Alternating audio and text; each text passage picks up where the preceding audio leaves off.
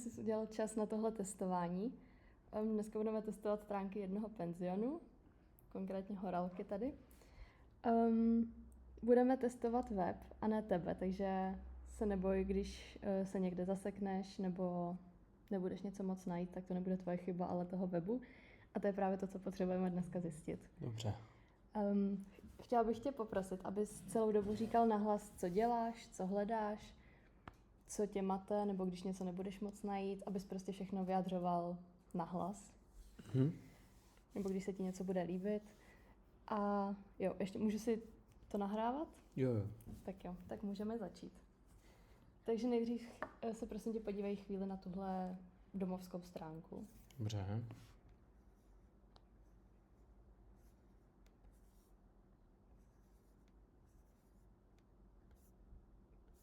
Tak, teď chvíli to otočím, abys na to nekoukal. A řekni mi, co jsi zapamatoval, co tě praštilo do očí, nebo tak něco, nějaký prvky. Viděl jsem tam nějaký úvodní slovo, že tam měli na hlavní stránce, potom tam měli něco o pokojích a myslím si, že tam byl nějaký půdorys vlastně toho penzionu. O jaký typ ubytování se podle tebe jedná? Z toho, co jsi viděl jenom tak na první pohled. Myslím si, že se jedná o nějaký ubytko, buď to jako jenom, kde jsou nějaký postele, anebo že tam je nějaký apartmán vlastně s kuchyňkou. Působil na tebe ten web důvěryhodně? Jo, jako neviděl jsem tam nic, co by vypadalo, že by ten jako web byl nějaký podezřelý. Dobře, tak teď se můžeš zase podívat. Teďka ti řeknu jeden scénář a podle toho se budeme dál posouvat. Dobře. Takže představ si, že plánuješ nějaký prodloužený víkend pro tebe a pro tvoji partnerku nebo partnera a hledáš něco útulného s možností výletu, kde je dobré jídlo a narazil si na tenhle penzion. A takový první úkol, vlastně chceš vědět, jak vypadají pokoje, co všechno, prostě cokoliv o tom penzionu. Takže nejdřív zkus najít informace o tom, jestli tam můžeš zaparkovat někde, po případě, jestli to je zdarma, nebo... Dobře. Tady vlastně v tom úvodním slově, tady se jenom píše asi, co je vlastně v areálu, to jsou nějaký světovky a takové věci. Na léto a na zimu. Tady je nějaký slovo, proč se vlastně jako vybrat zrovna je. Ale spíš koukám, že jsou asi pokoje jenom, to vypadá. A hledal bych to třeba už tady v těch službách. A tady to nevypadá, že by tady nic takového bylo. Možná maximálně z té vlastně hlavní fotky. Ale to si taky nemyslím, že by to bylo nějaký parkování, protože to vypadá, že tady jsou dole nějaký dveře hlavní taky. Dobře.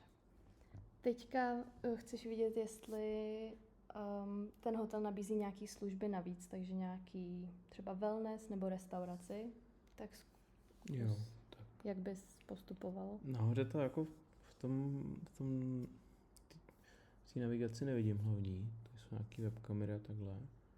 Ale asi bych to zase hledal tady dole, jak jsem vlastně původně. Jo, tady nějaké teda vybavení, to ne. Taky bych to asi teda hledal v těch službách. Ale to je stejná věc vlastně jako předtím, jo. Tady jsou nějaký přistýlky, úklidové služby a další postýlka. Nikdy to tady jako nevidím, že by tady... Má tady domácí atmosféra, ale... Jo, tady mají třeba takový text, jako pokud máte jakýkoliv speciální požadavky. Náš tým je připraven vám víc vstříc, ale mělo by tam být třeba, já nevím, napsaný, co vlastně jsou ty speciální požadavky, nebo co si můžou všichni, jako ty lidi, vlastně jako navíc nad rámec objednat. Takže považuješ nějak jako informovanost nebo informace o tom penzionu jako dostačující, že tady jsou, nebo co říkáš na informace ohledně toho vybavení penzionu? Jako nemyslím si, že by to bylo zrovna nejhorší. Jo, mají tady, koukám, nějak ty pokoje jako rozepsaný. Vlastně mají tady jednolůžkový, dvojlůžkový a vlastně ty apartmány, že jo. Mají tady nějakou tu mapku, ale kdybych jako chtěl vědět třeba, jestli nabízejí třeba snídaně k tomu, nebo jestli tam jsou nějaký restauračky kolem, jo, tak maximálně bych to asi hledal tady v tom volném času a tam si myslím, že budou nějaký aktivity vlastně.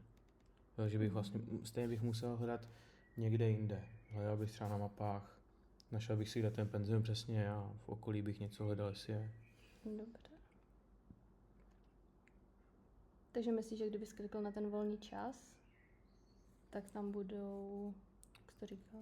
No, myslím si, že tam budou aktivity, můžeme se na to podívat. Klidně můžeš. Jo. Jo, dokonce tady koukám, že to je u nich. Jo, tady nějaký nejbližší okolí, jasně. Jo, tady nějaké aktivity, koukám, že tady mají světovku teda, asi kousek od toho. Jo, nějaké informace teda o tom. Tady koukám dokonce teda zmínka o tom wellnessu. Jo, ale už to tady vidím vlastně v té první větě, jak tady označuju, že produkovaný relax využijte wellness v nedalekém hotelu. Jo, takže asi už teď jsem zjistil teda, že oni to nenabízejí. Jo, mají teda asi nějaký propik na jejich web. Jo, pak tady mají, koukám další jako asi aktivity kolem, nebo nějaký jako, ne památky, ale prostě nějaký místa, kam lidi asi často chodí tam. Dobře. Takže teďka teda dejme tomu, že jsi rozhodl, že se budeš chtít ubytovat v tomhle penzionu. Jak bys postupoval, když bys si chtěl zarezervovat teda nějaký ten pokoj tam? Tak normálně asi bych se podíval ještě na tu úvodní stránku zpět, ale že bych si teda vybral asi ten pokoj. Jo, podívám se na nějakou mapku, ale vidím, že na té mapce asi v většině případů jsou stejně velký ty pokoje. Jo, pak jsou tady ty apartmány, samozřejmě koukám nějaká společenská místnost. Jo, když se tady podívám teda, tady jsou asi nějaký fotky, koukám. Není tady přesně jako nějaká galerie, že bych se mohl podívat přesně na ty pokoje, ale nějak to tady jezdí s textem, což mi asi nevadí. Jo, ale vlastně mi to nic neříká. Koukám tady, vidím rodinný apartmán s kuchyňskou linkou, je tam jenom vlastně ta kuchyňská linka. Jo, takže podle toho se asi neubytuju. No, nevybral bych si. A když asi bych si teda chtěl, když bych si něco vybral a chtěl bych si to objednat, tak bych šel teda asi do těch kontaktů. Mě to tak jako tam vede. A hledal bych asi zrovna nějaký telefon nebo e-mail, kam bych napsal nebo zavolal, jestli vůbec jako ty pokoje mají volný. Jo. No. Takže ty nemají vlastně tu obsazenost těch pokojů napsaných. Jo. A třeba co se týče ceníku, kdybys chtěl vidět, kolik bude stát to ubytování, tam je tam. Jsi schopný to někde najít? Zatím, co jsme koukali, tak jsem to nikde neviděl a nemyslím si, že to asi budou mít takhle nějak jako zveřejněný. Jo, maximálně koukám, že tady nějaký proklik ještě na Facebook, ale nejsem si jistý, že by to tam měli. To spíš bude nějaký fotky a takovýhle. Jo, takže fakt to jdou čistě na to, že tam ten člověk si musí zavolat nebo napsat ten e-mail vlastně. Dobře. Tak teď dejme tomu, že si chceš naplánovat teda nějaký výlet v okolí, tak zkus se podívat, jestli ti něco doporučuje, nějaký konkrétní trasy nebo nějaký zajímavosti v blízkosti. Tak to jsme vlastně viděli na tom volném čase, když tam zase překlikneme. Jo, tak sjezdovku teď vlastně nebudeme řešit, jo, to je na zimu, teď máme léto, nebo začíná léto. Jo, do wellnessu, no, do spáčka asi taky ne teďkon. Jo, koukám, tady nějaký betlem, takže typu, že to bude asi nějaká procházka. Jo, tady píšou vlastně nějaký info o tom, ale moc to tady není, takže tady zkusím jít na ten web. Jo, a koukám, jo. Mě to tady přehodilo na stránku samozřejmě kudiznudy.cz a tady už to jako není jejich, jo, samozřejmě, takže to oni se odkazujou na externí web prostě tady. Jo, takže tady samozřejmě už bych si tady to našel všechno. Jo, ale když půjdu teda zpátky, tak typu, že to že vlastně tady je to stejný všude. Jo, tady a další, takže kliknu. Aha, Zkusíme to znova, ano. už to jde. Jo, a tady vlastně koukám, taky to stejná stránka, jen tady vlastně nemají nějakou aktivitu, mají tady přímo to Hlinsko. Jo, že prostě to není od nich, tady ty věci. Tady čistě z toho webu bych se to nedozvěděl. A je to takhle aspoň pro tebe dostačující, nebo bys něco udělal jinak, No, kdybys spravoval ten web ty? určitě bych asi jako rozdělil tu úvodní stránku, třeba tady bych nechal tohle úvodní slovo třeba. Tady bych nechal třeba nějaký recenze od těch hostů, jestli by to šlo nějak propojit, samozřejmě to jde. Jo. Nemusí přímo na tu stránku psát, ale vždycky se to dá nějak propojit.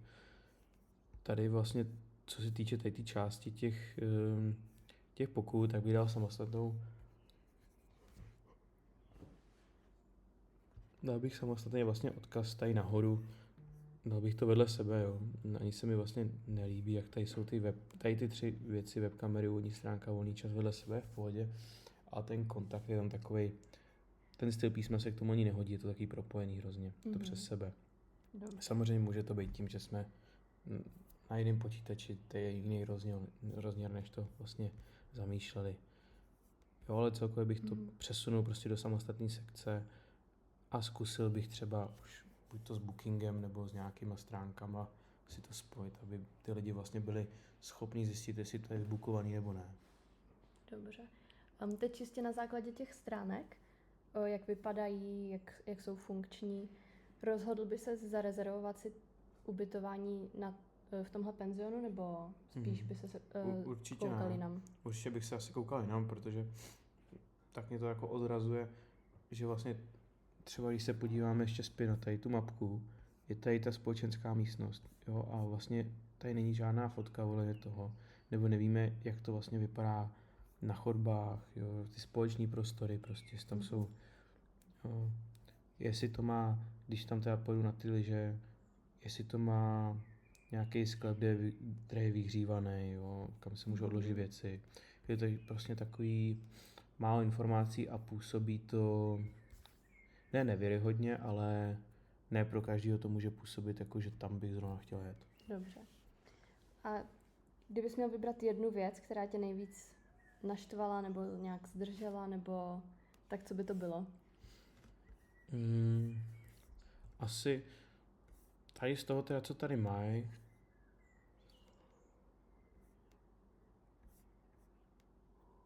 nevím, no, to je takový, co mě zdrželo. Kterou věc bys první změnil? Třeba. Asi, co se týče jako toho designu, nebo toho designu, asi, když vlastně takhle někdo přijde na tu stránku, tak si nemyslím, že je důležitá tady ta fotka hlavní. Může být v pozadí a přesto vlastně může být tady ten box, jo, ten text, protože jo, někdo se otevře na větším monitoru a nemůže to vidět, protože se to třeba posune dolů. Je to takový podle mě takhle na té první stránce, když to někdo načte, tak by měl hned vidět, co oni chtějí vlastně, aby ho něčím zaujali. Jo, a myslím si, že tady tou fotkou ho moc nezaujmou. Nebo většinu lidí si myslím, že nezaujmou. Dobře. Tak jo, tak to je teda pro dnešek všechno.